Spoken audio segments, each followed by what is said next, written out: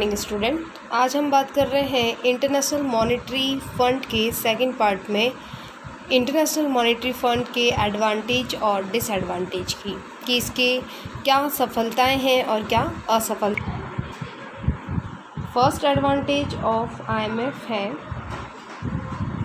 Change in the numbers of members, यानी सदस्यों की संख्या में भारी परिवर्तन। देखिए, जब आईएमएफ को एस्टेब्लिश किया गया तब उसकी सिर्फ मेंबरशिप जो थी वो सिर्फ 44 कंट्रीज़ की थी। बाद में अगर हम बात करें 1979 की तो 134 कंट्री इसके मेंबर बने और करंट टाइम में हमें पता है कि इसके मेंबर कितने हैं, 190। ओके। सेकंड देखिए, चेंज इन कैपिटल रिसोर्सेज, यानी पूंजी साधनों में भारी वृद्धि। जब आईएमएफ एस्टेब्लिश हुआ तब उसके पास में आप कह सकते हैं मेंबर कंट्रीज़ का जो फंड था वो बहुत कम था और बाद में धीरे धीरे इसके जो एसडीआर था, आप कह सकते हैं स्पेशल ड्राइंग राइट्स, उसमें भी बहुत ज़्यादा कैपिटल फंड को इंक्रीज़ किया गया। इसका मतलब है कि आईएमएफ ने टाइम टू टाइम अपने जो कोटा था या हम कह सकते हैं एसडीआर था उसको बहुत ज़्यादा इंक्रीज़ किया। राइट। थर्ड पॉइंट हमारा क्या कह रहा है, use of member countries currency, यानी कि जो इम्पॉर्टेंट है ये क्या कह रहा है, सदस्य देशों को अधिकाधिक ऋण सहायता। आईएमएफ को एस्टेब्लिश करने का जो पीछे उद्देश्य रहा है वो यही रहा है कि कैसे अपने मेंबर कंट्रीज़ को सपोर्ट करें। इसीलिए मेंबर कंट्रीज़ को टाइम टू टाइम सपोर्ट करना, उनको लोन प्रोवाइड करना ताकि वो अपने बीओपी बैलेंस ऑफ पेमेंट को ज़्यादा बेटर कर पाए और उनको सपोर्ट मिल पाए। फोर्थ इम्पॉर्टेंट एडवांटेज क्या है, टेक्निकल सपोर्ट, यानी तकनीकी सहायता।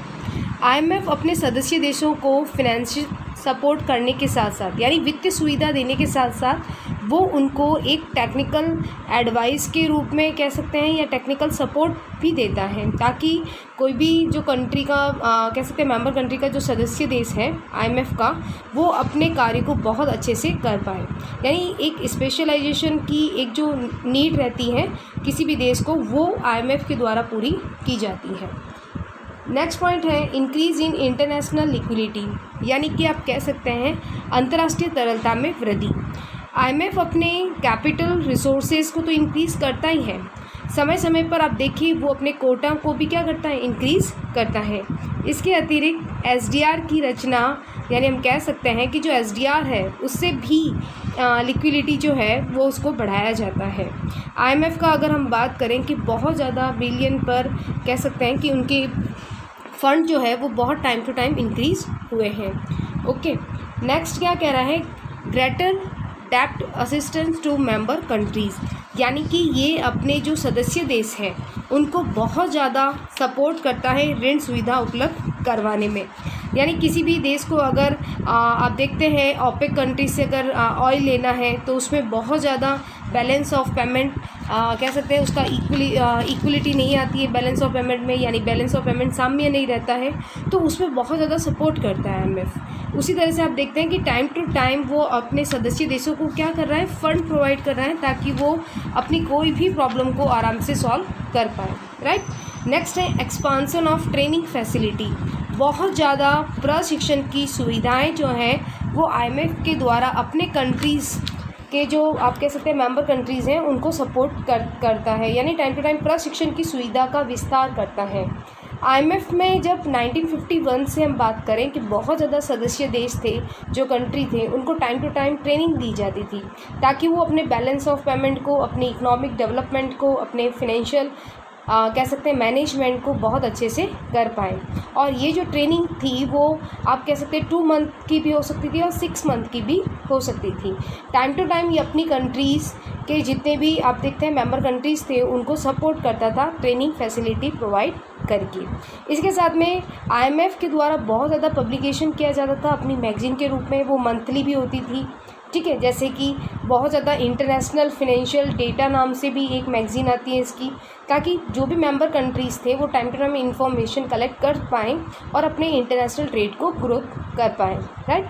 साथ ही साथ आप देखते हैं बहुत ज़्यादा और जो कह सकते हैं फॉरेन एक्सचेंज रेट है उसको भी इक्वल करने में सपोर्ट करता है।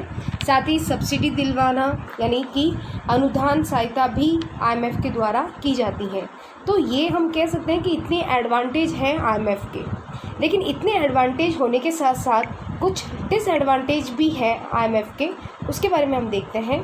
तो डिसएडवांटेज ऑफ आईएमएफ का जो सबसे मेन पॉइंट है वो ये है कि आईएमएफ को एस्टैब्लिश किया गया ताकि डेवलपिंग कंट्रीज़ को सपोर्ट किया जा सके, यानी विकासशील देशों को सपोर्ट किया जा सके। लेकिन इसका सबसे बड़ा प्रॉब्लम ये था डिस्क्रिमिनेटिव बिहेवियर, यानी कि बहुत ज़्यादा भेदपूर्ण भाव आप कह सकते हैं व्यवहार करने लग गया था अपने सदस्य देशों के साथ। यानी आईएमएफ के जो एस्टैब्लिश है वो किया गया था कि वो विकासशील देशों को सपोर्ट करे, लेकिन उन्होंने अधिकतर आईएमएफ ने सिर्फ डेवलप कंट्रीज़ को सपोर्ट किया। इससे हम कह सकते हैं डेवलपिंग कंट्रीज़ का जितना डेवलपमेंट होना था वो नहीं हो पाया।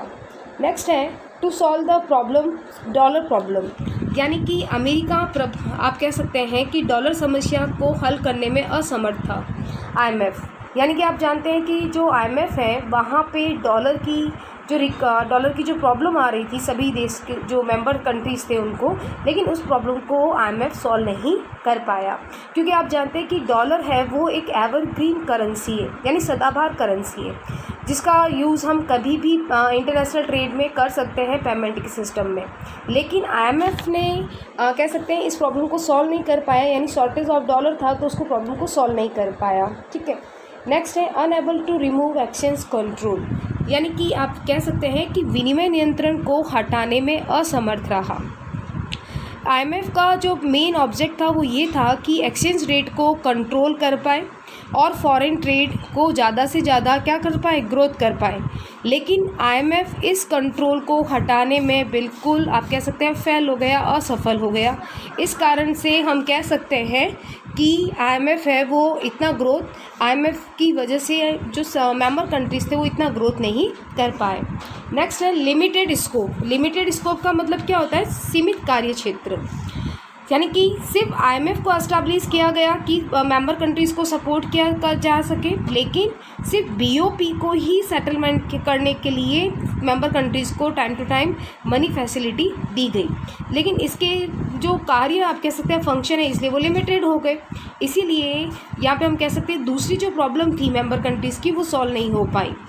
ठीक है, नेक्स्ट देखिए, नेक्स्ट और लास्ट पॉइंट हम कह सकते हैं quota determination not scientific basic, यानी कि कोटा निर्धारण करने में वैज्ञानिक आधार नहीं।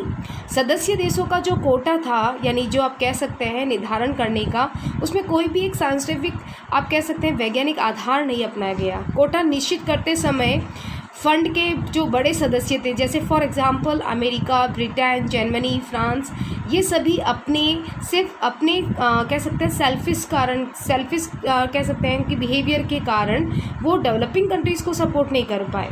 तो इस कारण से हम कह सकते हैं कि कोटा डिटर्मिनेशन वो सही तरीके से नहीं था आईएमएफ में, इसीलिए डेवलपिंग कंट्रीज़ को इसका बहुत ज़्यादा नुकसान जो है उसको आप लेना पड़ा, जो डेवलपिंग कंट्रीज़ थी जो जिनका विकास होना अभी बाकी था।